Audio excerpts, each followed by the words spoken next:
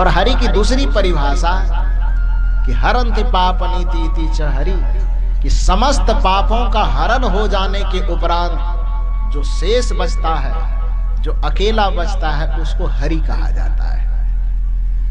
आप कल्पना कीजिए कि आपके जीवन में जितने सारे पाप हैं, जितने सारे विकार हैं, उस सभी विकार खत्म हो जाए तो कौन बचेगा? भीतर में शुद्ध आत्मा बचेगा, निर्मल आत्मा बचेगा, पवित्र आत्मा बचेगा।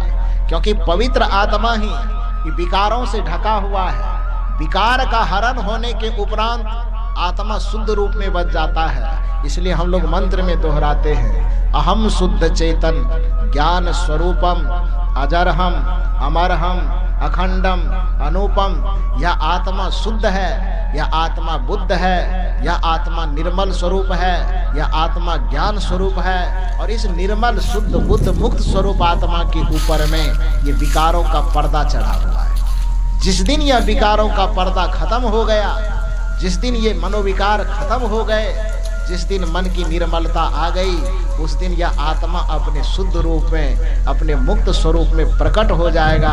और आत्मा प्रकट हो जाए, क्योंकि विकार खत्म होने के बाद जो शुद्ध आत्मा बचता है उसी को हरि कहा जाता है। क्योंकि सभी पाप का हरण होने के बाद वह तत्व बचा है। तो कहने का अर्थ यह है कि मैंने कहा कि हरि भजन करने की जो बात आई सदगुरु कबीर साहब के विचारों में, और जो पद सुन रहे थे उसमें, तो हरि का भजन किसे कहते हैं? तो हरि भजन के दो रूप, यदि सगुण और साकार रूप में हरि भजन करना चाहते हैं तो संतों के शरण में जाइए। सगुण और साकार रूप में हरि का भजन करना चाहते हैं तो सत्संग में मन को लगाइए। सगुण और साकार रूप में यदि हरि का भजन करना चाहते हैं तो सदगुरु के शरण में जाकर के युक्ति जान करके दीक्षा लीजिए। सदगुरु का यदि हरि का भजन करना चाहते सगुण और साकार रूप में, तो संत की शरणागति को, समस्त अहंकार को दूर करके अपने मन तन को उनके चरण में समर्पित कर दीजिए। उनसे युक्ति भेद जान करके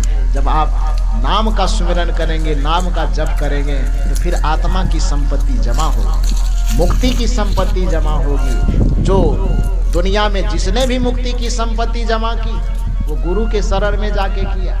कल भी मैंने कहा था कि भगवान के पास हम जाएंगे, यदि हम अपना कोई दुख दरिद्रता दूर करना चाहेंगे तो वो वहां पर किया जा सकता है। लेकिन यदि भवसागर से मुक्त होने की बात करेंगे तो गुरु के अलावा इस संसार में दूसरा कोई रास्ता नहीं। गुरु के माध्यम से ही आत्मधर्म को अर्जित किया जा सकता है। यही कारण है कि अपने सामर्थ्य से, अपने पुरुषार्थ से, राम हो, कृष्ण हो या दुनिया के कोई भी भगवान हो, सभी भगवान अपने अपने पुरुषार्थ से, अपने अपने ताकत से नाम, प्रतिष्ठा, यश तो अर्जित करता है, लेकिन मुक्ति प्राप्त करने के लिए सभी भगवान अंत में जाकर के गुरु के चरण में शीश झुकाता है। राम जी को भी मुक्ति चाहिए तो वशिष्ठ जी के शरण में जाते हैं। कृष्ण जी को भी मुक्ति चाहिए तो महर्षि अंगिरस के शरण में जाते हैं।